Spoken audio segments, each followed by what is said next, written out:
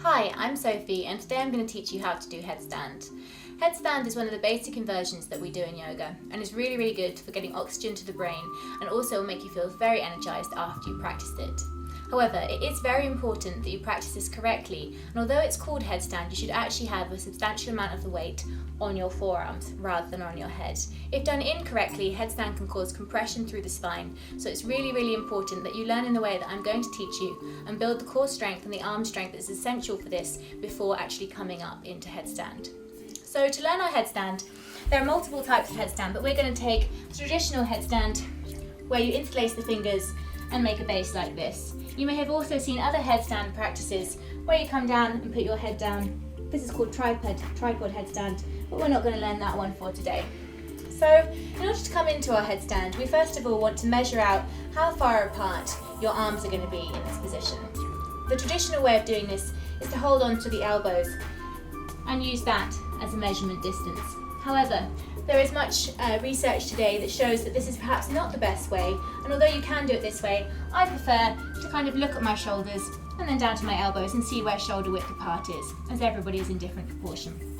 You're then going to interlace your hands, like so, and place your hands on the back of your head. So again, this can be quite confusing where you're going to put your hands, maybe here, here, here. I like for women to think of where you would tie your ponytail generally, or just where the back of the head starts to curve.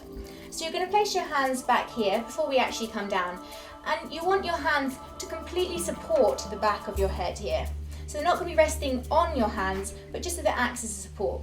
So placing the elbows down shoulder width apart, we then interlace the hands and place the hands on the back of the head where it starts to curve. You're then going to place your head down onto the floor. And again, it's important to get the placement of the head right. You don't want to be on the back of the head, but you also don't want to be on your forehead. And you want to ensure that the neck stays nice and long. So I'll just show you how it would be done incorrectly. So this would be wrong, where my chin is actually touching my chest and my neck is all scrunched up. This would also be wrong, where the back of my head is almost on my back and the neck is all scrunched up the other way. What we want to achieve is a nice long neck, but there's no compression through the spine here.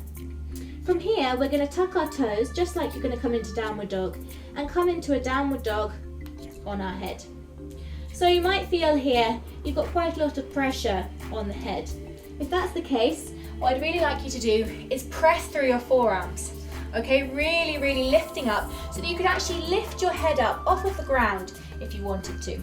So I'll show you this here in your downward dog, and then you can actually lift your head up out of your hands completely. So that is how much you should be engaging through the upper arms and also through the core to allow the head to lift up off of the mat. Now, of course, when we do the headstand, we are actually going to keep it down on the mat, but I just want you to get that feeling of how much the arms and the core are working to stabilize yourself here. So from here, come back into your downward dog and perhaps just play with breathing here. If this still feels like you've got a lot of weight on the head, then for today, I would just like you to stay here and work on lifting the head up and popping it back down on the mat. The next stage, if you start to feel comfortable here, is to bend one knee and just bring it in, tap your chest. And then bend the other knee, tap the chest. Do this a few times, just getting used to the feeling of lifting the feet up off of the floor. And then if you want to progress further, you're going to start to walk your feet up towards your head as much as you can. Now, the further up that you can get your feet towards your face, the easier this is going to become for you to come up into the full headstand. So if your feet are all the way back here, then as you can see, I've got an awfully long way to go up to come into headstand. If I lift a leg, how am I going to get up? However, if I walk my feet up further, I can actually get my hips over the top of my shoulders, and then I can lift one foot and literally just start to use the balance to lift my toe up off of the floor. But to do this, you need to be quite flexible, so don't worry if that's not where you are today. If that's not the case for you, we're just going to tuck the toes, walk up as far as you can, engage your core and start to bend one knee again, bend the other knee, and then try to take both knees in to the chest. Now I just want you to stay here in this little wall, maybe doing a few things like taking the legs out wide. You can kick the feet a little bit and come back down. And this is what I'd like to call owning your headstand, okay? So when you're really stable in that position, it means that you are using your core enough that you're ready to come all the way up into the full headstand. If you're wobbling in that position, it means you're not strong enough to come all the way up, and you're using momentum by kicking up, which is where you're going to injure yourself. So to come into the full pose, we're going to interlace the hands again, measure out the distance, come into our down dog, walk the feet up, bend the knees in, and then slowly start to use your core to unravel, coming all the way up, to balance here for 10 to 15 breaths. When you've done that, you're going to come out the same way you came in, into a ball, and all the way back down onto the mat. Okay? So this might take you a week, it might take you a year, it might take you several years to accomplish, but don't worry about it, just keep practicing. And while you are at this stage, remember always to be by a wall.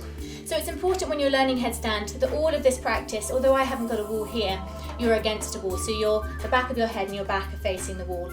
And you just imagine this is your wall here, you have your head down, and then do the practices as I've just demonstrated. However, when you're starting to balance, and you can balance by the wall, the next step is obviously to come to the middle of the room. Let's come into your headstand. And the way to get out of it is to come into a forward roll. So you see people come up and then just go straight the way over, and you can really hurt your back. So when you feel you're going to start to fall, what I want you to do is tuck into a ball, tuck your chin in, and then you'll roll out nice and gently, and you won't injure yourself.